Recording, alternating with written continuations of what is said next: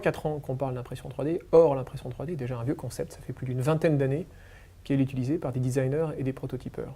C'est parce qu'un premier brevet est tombé dans le domaine public que des fabricants se sont mis à s'intéresser à la fabrication de machines et au développement de nouveaux matériaux.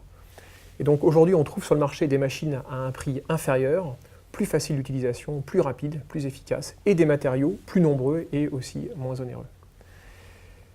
Donc ça permet aujourd'hui à l'impression 3D de ne pas uniquement se concentrer sur le prototypage, mais aussi sur la fabrication de petites séries. Aujourd'hui, si j'ai une pièce à fabriquer en résine, en tant qu'utilisateur, j'ai une charge fixe pour la fabrication de ce moule, et ensuite je l'amortis dans le temps, idéalement dans des pays dans lesquels le coût de la main-d'œuvre est moins cher.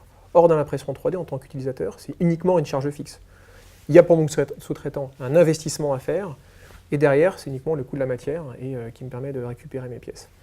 Donc ce qu'on peut espérer, c'est que parce que le coût des machines et le coût de la matière va baisser, qu'il sera de plus en plus intéressant de fabriquer des pièces par impression 3D plutôt que par investissement. Aussi, cette facilité d'utilisation a permis à l'impression 3D de toucher le marché du particulier. Et donc aujourd'hui, elle pénètre le marché du B2C. Or, ce B2C lui permet une évangélisation bien plus rapide et donc de rayonner vers le marché du B2B, qui est sans doute le marché le plus profond pour l'impression 3D.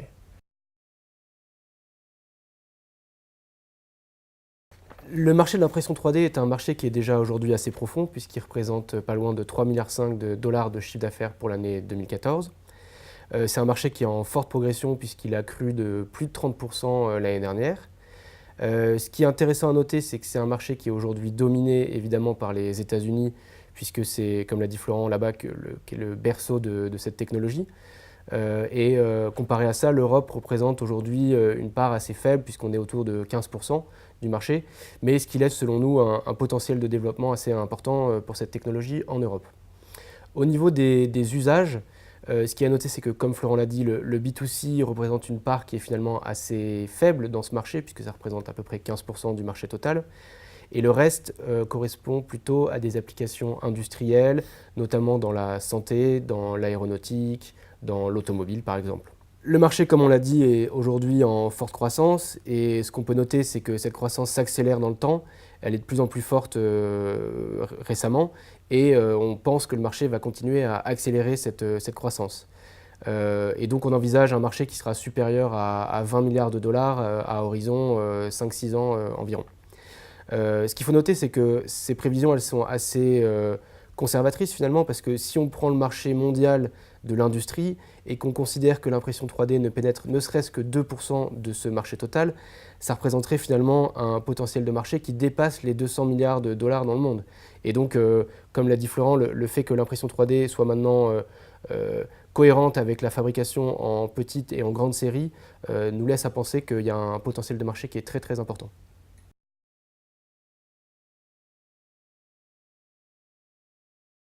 Donc le premier driver pour permettre à l'impression 3D de rentrer le marché, c'est, comme je le disais en introduction, la baisse des coûts, et elle va se faire essentiellement par la baisse du prix des matériaux.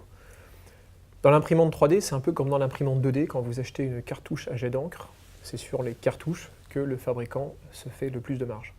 Pour l'impression 3D, c'est exactement la même chose. Or, comme pour l'impression 2D, on commence à avoir des génériqueurs qui fabriquent des bobines de fil ou bien des cartouches de poudre ou de résine pour les imprimantes 3D. C'est ça qui va permettre d'évangéliser le plus le marché. Et ce qui va accélérer encore plus cette démocratisation, ce sont notamment des machines qui sont en développement, qui vont utiliser la matière première telle qu'elle est utilisée pour l'injection plastique traditionnelle. Donc sous forme de granulés par exemple, et là on a un coût de la matière qui est 100 fois inférieur à celui qu'on trouve aujourd'hui pour les cartouches d'impression 3D.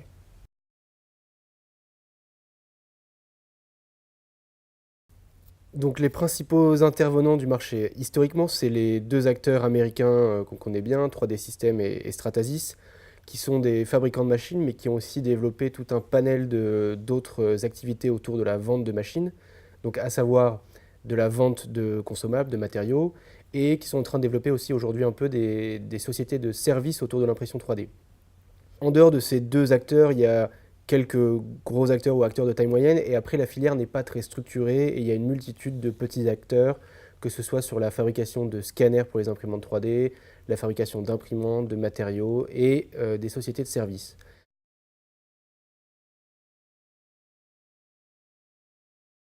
Donc le marché des sociétés de services, c'est ce marché auquel Creadev s'intéresse. Pourquoi ? Parce qu'on préfère investir dans du service que de la technologie et parce qu'on pense que ces sociétés de services seront ce qui va permettre à l'impression 3D de pénétrer réellement toutes les entreprises dans le monde. En quoi est-ce que ces sociétés de services, elles aident les entreprises justement dans leur développement ? La première raison, c'est que ces sociétés de services vont permettre de mutualiser les investissements dans des machines, sachant que les machines peuvent dépasser le million d'euros en termes de coût d'investissement. Et donc ça va offrir aux entreprises la possibilité d'avoir accès à une technologie qui est toujours à la pointe grâce à un investissement externalisé par ces sociétés de services. La deuxième raison, c'est que ces sociétés de services, elles vont offrir aussi une prestation de conseil dans le design, dans le choix des matériaux, dans le choix des bonnes imprimantes pour fabriquer l'objet dont l'entreprise a besoin. Et enfin, ces sociétés de services, elles permettent de raccourcir le time to market pour la production d'un objet donné pour une société qui cherche à sous-traiter sa production, puisqu'on va pouvoir avoir des temps de réaction assez forts de la part de ces entreprises et mettre un objet sur le marché en 48-72 heures.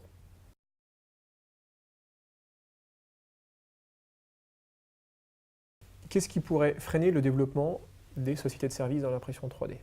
Le premier point, c'est sans doute que leurs clients internalisent cette compétence en interne. Ils vont utiliser l'impression 3D en général pour fabriquer des pièces spécifiques, complexes. Soit elles sont en volume, elles peuvent être fabriquées par injection plastique classique, et à ce moment-là, l'imprimante 3D n'a pas d'intérêt pour eux, soit elles ne peuvent être fabriquées qu'en impression 3D. Là, effectivement, ça peut être intéressant pour un client d'internaliser cette compétence et d'acheter donc une imprimante. Néanmoins, ce qu'il n'aura pas, et ce que peut lui offrir une société de service, c'est un champ des matières plus important par la diversité des imprimantes, la diversité des tailles et la diversité des formes.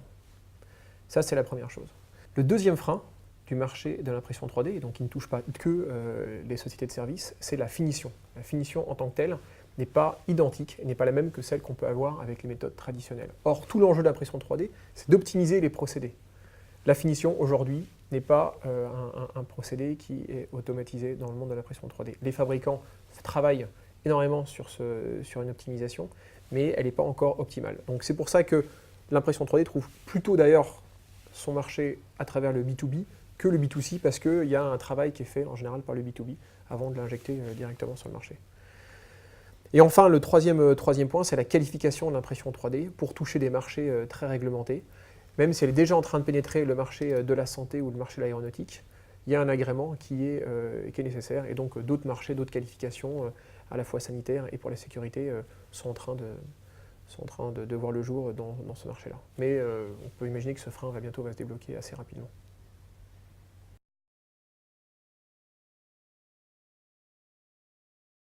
Notre ambition chez Creadev, c'est d'accompagner les entrepreneurs pour leur permettre à ce que leur projet devienne le meilleur, voire le leader sur son marché. Un des premiers screenings que l'on fait lorsqu'on étudie un marché, c'est savoir si ce marché est profond, non structuré et en croissance. Et justement, l'impression 3D répond à ces trois critères. C'est pour ça qu'on s'est intéressé à ce secteur. Et puis, chez Creadev, c'est dans notre ADN d'investir dans des modèles de services. Et donc, on a regardé quels étaient les prestataires de services dans le monde de l'impression 3D aujourd'hui. Et c'est Sculpteo qu'on a identifié comme étant le meilleur partenaire pour pénétrer ce marché. Et nous avons surtout été convaincus par l'équipe, Clément Moreau, Éric Carrel, qui ont déjà eu des succès entrepreneuriaux et qui ont cette puissance et l'ambition d'amener Sculpteo à devenir un des meilleurs acteurs du marché. Ce qu'on regarde donc chez les sociétés, c'est leur capacité à se projeter à l'international. Et c'est le cas de Sculpteo, puisqu'ils sont déjà présents aux États-Unis et qu'ils ont un fort développement dans ce pays et dans d'autres pays aussi. Un autre critère qu'on regarde, c'est la capacité d'innovation des sociétés dans lesquelles on investit. Certes, aujourd'hui, Sculpteo est une très belle plateforme avec un vrai actif, mais ce qu'on regarde, nous, c'est la capacité à améliorer sans cesse cet actif, à le faire progresser par de l'innovation et à rester toujours avec une longueur d'avance sur tous ses concurrents sur son marché. Et c'est aussi ce qui nous a séduit chez Sculpteo, qui a par exemple imprimé ses lunettes.